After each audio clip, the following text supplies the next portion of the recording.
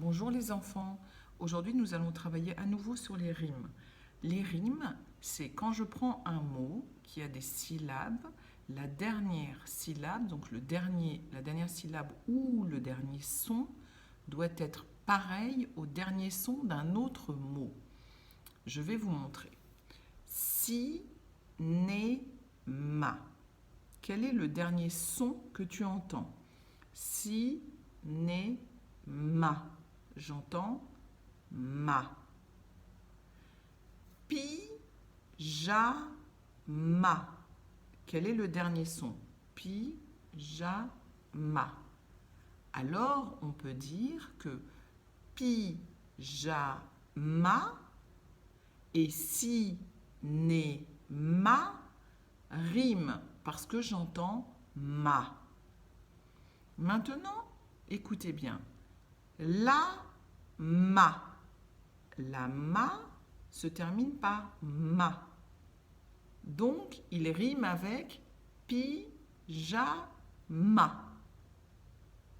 Il rime avec cinéma. Et si je vous propose citron? Citron, est-ce que citron rime avec la ma?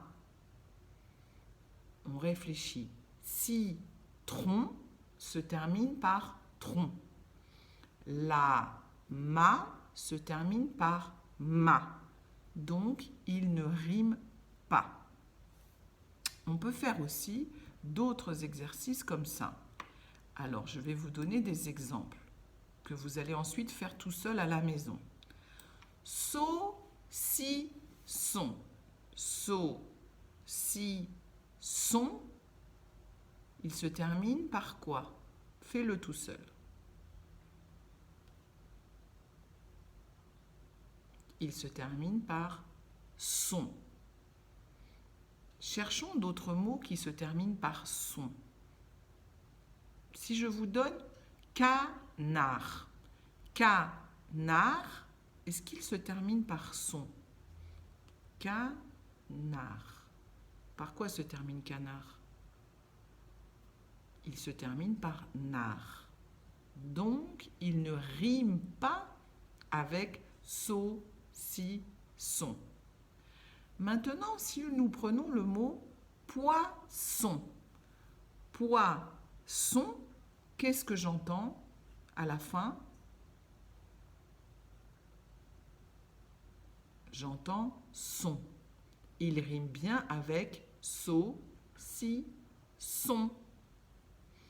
Et si je vous donne hérisson, est-ce qu'il rime avec hérisson? Hérisson.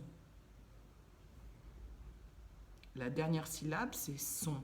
Donc, effectivement, saucisson, poisson, hérisson rime en son.